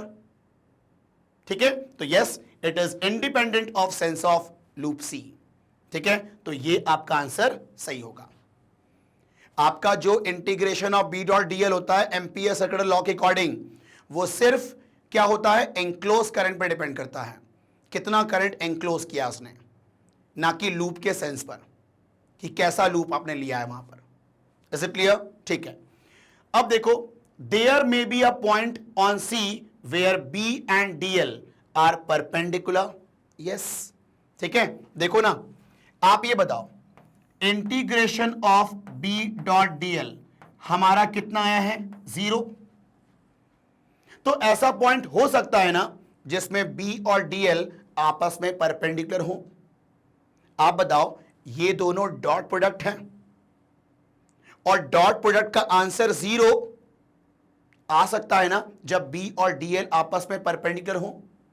भाई A dot B equal to A B cos theta, है ना। तो अगर बी और डीएल परपेंडिकुलर होंगे तो भी 0 आ सकता है ना आंसर में आपका, तो देयर इज अ पॉसिबिलिटी। ठीक है, तो यहां पर डॉट प्रोडक्ट का आंसर 0 ऑलरेडी है, तो हो सकता है कि बी और डीएल परपेंडिकुलर हो। ठीक है, तो ये भी सही है। इसी उसने क्या बोला, may be a point on C, हो सकता है, यस हो सकता है। ठीक है, चलो, तो यहां पर बी और सी हो गया। बी वैनिशेस एवरीवेयर ऑन सी, क्या मैग्नेटिक फील्ड हर जगह वैनिश होगा? नहीं, है ना। आपका नेट मैग्नेटिक फील्ड कितना होगा, वो 0 हो जाएगा। ठीक है कि नहीं है, हर पॉइंट पे 0 हो ऐसा कोई जरूरी नहीं है। ठीक है, तो ऑप्शन जो आपका डी है वो रॉन्ग है, मतलब आंसर क्या होगा, बी और सी। क्लियर? ठीक है, तो इसका स्क्रीनशॉट ले लें, फिर बात करते हैं क्वेश्चन नंबर 10 को लेके।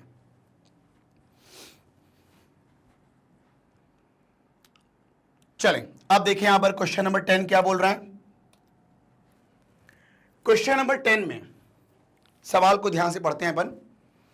अ cubical region of space is filled with some uniform electric and magnetic fields. एक क्यूबिकल रीजन है, ठीक है, उसमें यूनिफॉर्म इलेक्ट्रिक और मैग्नेटिक फील्ड दोनों हैं। ठीक है, an electron enter the cube across one of its faces with velocity v and a positron, ठीक है, enter via opposite face with velocity minus v at this instant। अब देखो, electron जानते हो ना, नेगेटिव चार्ज। पॉजिट्रॉन मालूम क्या होता है, पॉजिट्रॉन का जो वैल्यू होती है, मतलब जो उसका चार्ज की वैल्यू है वो सेम रहेगी, उसका मास भी वही रहेगा जो इलेक्ट्रॉन का होता है। देखो, इलेक्ट्रॉन और पॉजिट्रॉन, तो पॉजिट्रॉन का बस साइन आपका पॉजिटिव रहेगा, लेकिन उसका जो मास है वो बिल्कुल सेम रहेगा एज इलेक्ट्रॉन। ठीक है, तो पॉजिट्रॉन का सिर्फ साइन होगा उल्टा पॉजिटिव में, नहीं तो पूरा आइडेंटिकल रहता है इलेक्ट्रॉन के कंपैरिजन में। क्लियर? ठीक है, तो यहां देखो, एक क्यूबिकल रीजन है,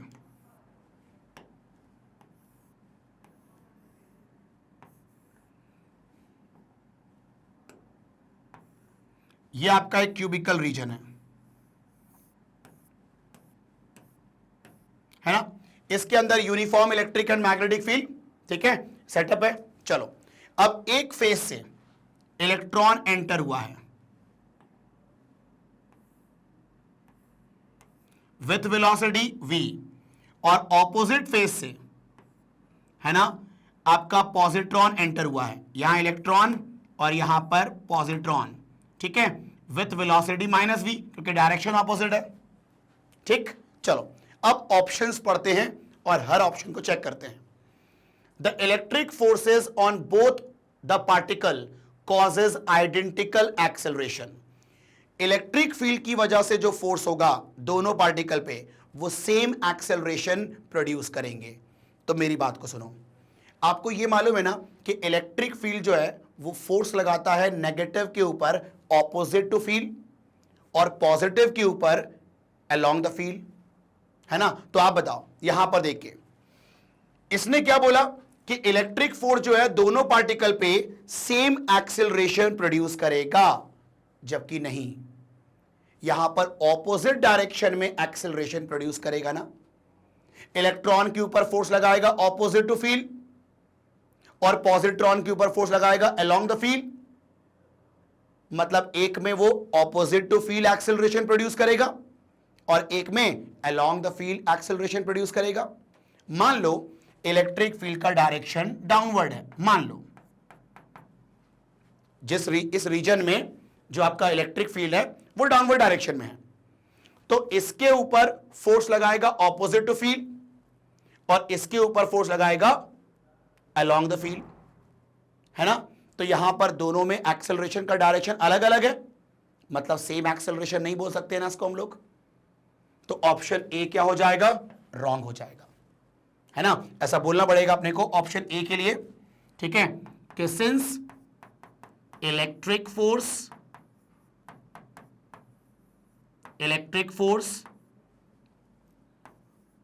produce acceleration in both particles, या पूरा लिख देता हूं मैं, in electron and positron in opposite directions,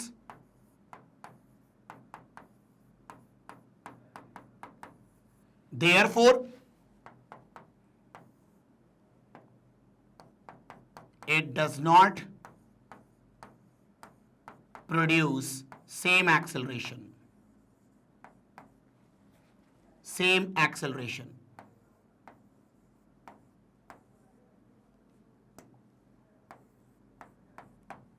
ठीक है, ये चीज होगी। क्लियर? चलो, मतलब यहां पर ऑप्शन ए तो रॉन्ग हो गया क्योंकि उसने बोला था आइडेंटिकल एक्सेलरेशन प्रोड्यूस करेगा, जो कि रॉन्ग है। ठीक है, अब देखो, the magnetic force on both the particle causes equal acceleration, लेकिन जो मैग्नेटिक फोर्स है ना वो दोनों में सेम एक्सेलरेशन प्रोड्यूस करेगा। ठीक है, आओ जरा नेक्स्ट पेज में आओ। देखो, आप ही बताओ मैग्नेटिक फोर्स का फॉर्मूला क्या होता है, F इज इक्वल टू आपका QVB साइन थीटा होता है ऐसा। ठीक है, अगर वेक्टर फॉर्म दिखाऊं तो F vector equal to what, Q into V cross B, होगा कि नहीं होगा ऐसा। ठीक है, अब बताओ, देखिए यहां पर फॉर इलेक्ट्रॉन आप बताओ मैग्नेटिक फोर्स क्या होगा, ये होगा minus E into V cross B, ये इलेक्ट्रॉन के लिए हो गया। तो एक काम करो, यहां पर इसको फोर्स को लिख सकते हो क्या, M into A equal to minus E into V cross B. ठीक है, तो आप बताओ एक्सेलरेशन लिख सकते हो क्या इसका, minus E V cross B upon M. ठीक है, ये बोल सकते हो, ये हो गया इलेक्ट्रॉन के लिए acceleration due to magnetic force. Now for positron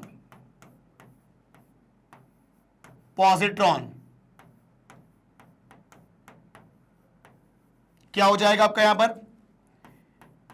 force equal to, इसको एफ डैश मान लेते हैं मैग्नेटिक फोर्स। यहां पर देखो चार्ज होगा पॉजिटिव में ई, लेकिन वेलोसिटी तो नेगेटिव है ना।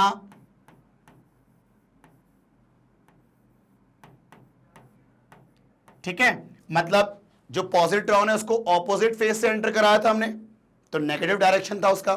ठीक है, तो अब बताओ, इसको लिखा m into A dash vector, mass same रहेगा ना as electron, equal to minus को बाहर कर सकते हैं, minus E V cross B तो आप बताओ ए डैश जो होगा वो minus E V cross B upon M होगा कि नहीं होगा? ठीक, क्लियर है चीज? ओके, तो आप देखो यहां पर जो एक्सेलरेशन की वैल्यू है वो क्या हुआ आपका? ए डैश वेक्टर इक्वल टू ए दिख रहा है कि नहीं दिख रहा आपको? बिल्कुल सेम है ना? Therefore acceleration produced on electron is equal to acceleration produced on positron due to magnetic force। मतलब ये सही है, मतलब यहां पर ऑप्शन बी सही है। ठीक है, अब देखते हैं option C. Both particles gain और lose energy at the same rate. ठीक है, मतलब बोल रहा है दोनों पार्टिकल्स गेन करेंगे या लूज करेंगे एनर्जी सेम रेट में। सही बात है। आप बताओ यहां पर एक्सेलरेशन जो है वो आपका बिल्कुल, देखो आप ये बताओ इलेक्ट्रॉन और पॉजिट्रॉन है ना, दोनों हर सेंस में इक्वल है, मतलब दोनों में सेम फोर्सेस लगेंगे, तो दोनों अगर गेन करते हैं या लूज करते हैं एनर्जी तो बिल्कुल सेम रेट से करेंगे। ये बिल्कुल फैक्ट है, तो ऑप्शन सी भी बिल्कुल सही है। Now the motion of center of mass is determined by B alone। ठीक है, अब देखो ध्यान से, मतलब सेंटर ऑफ मास, मतलब motion of centre of mass is determined by B alone, मतलब दोनों पार्टिकल का जो सेंटर ऑफ मास का जो मोशन है वो सिर्फ मैग्नेटिक फील्ड से डिटरमाइंड होगा। ऐसा क्यों? देखो ध्यान से, तुम ये बताओ, अगर मैं आपसे कहूं इलेक्ट्रिक फील्ड के कारण इलेक्ट्रॉन के ऊपर फोर्स और पॉजिट्रॉन के ऊपर फोर्स दोनों ऑपोजिट डायरेक्शन में थे, है कि नहीं? तो आप बताओ इलेक्ट्रिक फील्ड की वजह से जो आपका नेट फोर्स था, नेट एक्सेलरेशन, वो जीरो हो गया, है ना? तो अब बताओ यहां पर जो मैग्नेटिक फोर्स की वजह से जो एक्सेलरेशन था वो सेम डायरेक्शन में था ना? अभी अपन ने बात की थी ऑप्शन बी को लेके कि मैग्नेटिक फोर्स की वजह से जो एक्सेलरेशन होगा वो सेम डायरेक्शन में होगा, तभी तो मैंने दोनों एक्सेलरेशन को सेम बोला था। ठीक है, तो इलेक्ट्रिक फील्ड का कोई कंट्रीब्यूशन नहीं होगा उसके मोशन को डिटरमाइन करने में, है ना? तो मोशन को डिटरमाइन करने के लिए, मतलब सेंटर ऑफ मास का जो मोशन है उसको डिटरमाइन करने के लिए सिर्फ मैग्नेटिक फील्ड की जरूरत पड़ेगी, क्योंकि उसी की वजह से जो एक्सेलरेशन है दोनों पे वो सेम डायरेक्शन में थे। तो दोनों पार्टिकल का जो सेंटर ऑफ मास होगा उसका जो एक्सेलरेशन होगा वो सिर्फ मैग्नेटिक फील्ड की वजह से होगा। हाँ है ना? मैंने ये कहा कि इलेक्ट्रिक फोर्स की वजह से जो एक्सेलरेशन होगा दोनों पार्टिकल का वो ऑपोजिट डायरेक्शन में होगा, तो उसके सेंटर ऑफ मास का जो एक्सेलरेशन है वो जीरो हो जाएगा वहां पर, है कि नहीं? तो यहां पर सेंटर ऑफ मास का जो मोशन है वो सिर्फ किसकी वजह से होगा? मैग्नेटिक फील्ड की वजह से। ठीक है, क्योंकि दोनों का एक्सेलरेशन सेम डायरेक्शन में होगा ड्यू टू मैग्नेटिक फोर्स। ठीक है, तो ऑप्शन डी भी सही है ना? तो यहां पर आंसर कौन से हुए? बी, सी एंड डी, ये तीनों आपके सही आंसर हैं। ठीक है, चलो तो इसका स्क्रीनशॉट ले लें, फिर हम बात करते हैं last question of this MCQ. चलो अब देखें यहां पर ध्यान से, क्वेश्चन नंबर 11 क्या कहता है वो देखो। A charge particle would continue to move with a constant velocity in a region where. देखो मान लो एक रीजन है, ठीक है, उस रीजन में चार्ज पार्टिकल कंटिन्यू कर रहा है कांस्टेंट वेलोसिटी से। तो अगर किसी रीजन में आपका चार्ज पार्टिकल कांस्टेंट वेलोसिटी से मूव कर रहा है, मतलब एक्सेलरेशन नहीं होना चाहिए ना, जीरो होना चाहिए। ठीक है, देखो in E equal to zero, B not equal to zero, मगर मतलब इलेक्ट्रिक फील्ड अगर जीरो हुआ और मैग्नेटिक फील्ड अगर जीरो नहीं है तो क्या कांस्टेंट वेलोसिटी से मूव कर सकता है? यस, मेरी बात को सुनना ध्यान से। क्यों? अगर इलेक्ट्रिक फील्ड होता, ठीक है, तो वो क्या करता?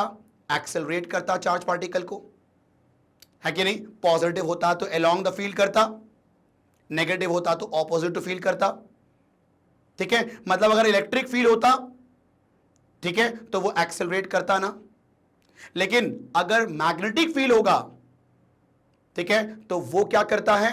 वो अगर यहां पर मैग्नेटिक फील्ड है तो क्या मैग्नेटिक फील्ड आपको एक्सेलरेट नहीं करेगा चार्ज पार्टिकल को? वो भी करेगा, लेकिन मैग्नेटिक फील्ड एक केस ऐसा होता है जिसमें एक्सेलरेट नहीं करता। देखो यहां पर अगर मान लो इस रीजन में इलेक्ट्रिक फील्ड नहीं है लेकिन मैग्नेटिक फील्ड है, ठीक है, तो आप बताओ, मान लो मैग्नेटिक फील्ड ऐसे है और चार्ज पार्टिकल भी ऐसे ही मूव कर रहा है, तो क्या इसके ऊपर कोई फोर्स लगेगा मैग्नेटिक फील्ड की वजह से? नहीं, ठीक है। क्यों? क्योंकि यहां पर एंगल कितना है? 0 डिग्री है, ठीक है, और फोर्स का फॉर्मूला होता है मैग्नेटिक फील्ड की वजह से QVB साइन थीटा, और साइन 0 कितना होता है? 0 होता है कि नहीं? तो मेरी बात को सुनना, इलेक्ट्रिक फील्ड अगर 0 है, ठीक है, तो अच्छी बात है, कोई फोर्स नहीं होगा इलेक्ट्रिक फील्ड की वजह से। लेकिन मैग्नेटिक फील्ड है और उसमें अगर चार्ज मूव कर रहा है अलोंग द फील्ड, तो भी तो कोई फोर्स नहीं होगा ना, मतलब चार्ज पार्टिकल कंटिन्यू रहेगा यूनिफॉर्म वेलोसिटी से, ठीक है। तो यहां पर यह बोल रहा है कि E 0 है और B अगर नॉन जीरो है, तो क्या चार्ज यूनिफॉर्म से मूव कर सकता है? क्या कोई कंडीशन होगी क्या? यस होगी, है ना? तो यहां पर हम बोलेंगे इस वाले केस में यह आंसर होगा सही, if charge particle, if Q move along field या ऑपोजिट टू फील्ड, मतलब ऐसे मूव करे या फील्ड के ऑपोजिट मूव करे, ठीक है। तो इन दोनों केसेस में आपका B रहने के बावजूद उसके ऊपर कोई एक्सेलरेशन नहीं होगा, मतलब वो कॉन्स्टेंटली मूव करेगा चार्ज पार्टिकल, है कि नहीं? ठीक है, तो यहां पर अलोंग फील्ड और ऑपोजिट टू फील्ड, ठीक है, तो ऑप्शन ए भी हुआ, है ना? मतलब मैं ये कहना चाह रहा हूं, ये बोलना चाह रहा है कि charge particle would continue to move with a constant velocity in a region where E is 0 and B not equal to 0। मतलब मैग्नेटिक फील्ड अगर सिर्फ है तो क्या चार्ज पार्टिकल बिना किसी एक्सेलरेशन के मूव करेगा? यस करेगा। कब? जब वो अलोंग द फील्ड या ऑपोजिट टू फील्ड मूव करेगा, मतलब जब थीटा 0 होगा या 180 होगा, ठीक है, तो कोई फोर्स नहीं लगेगा उसके ऊपर, मतलब कोई एक्सेलरेशन नहीं होगा, मतलब कांस्टेंट वेलोसिटी से मूव करेगा, तो ये सही है, ठीक है। अब देखो यहां पर अगर इलेक्ट्रिक फील्ड भी 0 नहीं है और मैग्नेटिक फील्ड भी 0 नहीं है, मतलब दोनों एग्जिस्ट कर रहे हैं, तो क्या ऐसी पॉसिबिलिटी बनती है कि चार्ज पार्टिकल मूव करेगा कांस्टेंट वेलोसिटी से? यस। देखो इस केस में दोनों फील्ड मौजूद है, लेकिन अगर दोनों फील्ड की वजह से चार्ज पार्टिकल के ऊपर जो फोर्स लग रहा है वो ऑपोजिट डायरेक्शन में है, तो दोनों फोर्सेस आपस को कैंसिल आउट कर देंगे ना, तो चार्ज पार्टिकल सीधे मूव कर सकता है ना, तो ये भी आंसर सही है ना? तो आप इसके लिए क्या बोलेंगे? ये भी सही है, तो for option B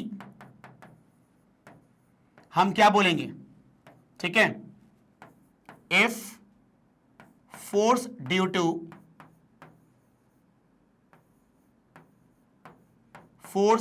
to electric field and magnetic field are in opposite direction,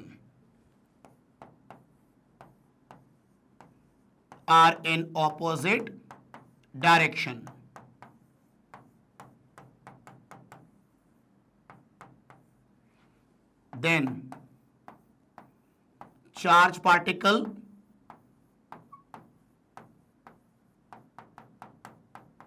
continue with constant velocity।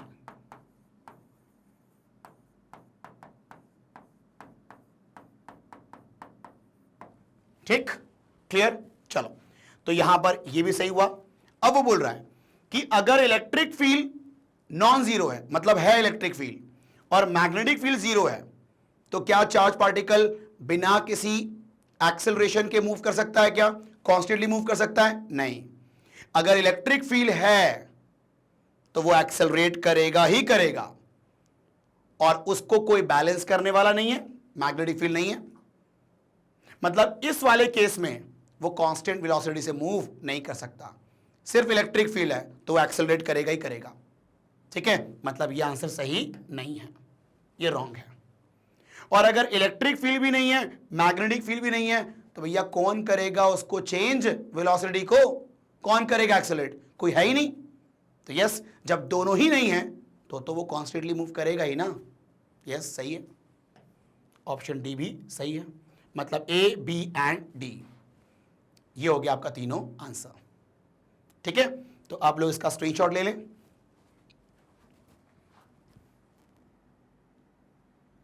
चलो, तो यहां पर अपना खत्म होता है आपका मल्टीपल चॉइस क्वेश्चन।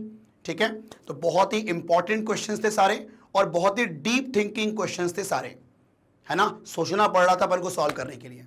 ठीक है, तो ये बहुत इंपॉर्टेंट क्वेश्चंस होते हैं पूरे एग्जाम्पलर के, है ना, बोर्ड पॉइंट ऑफ व्यू से as well as competition point of view से।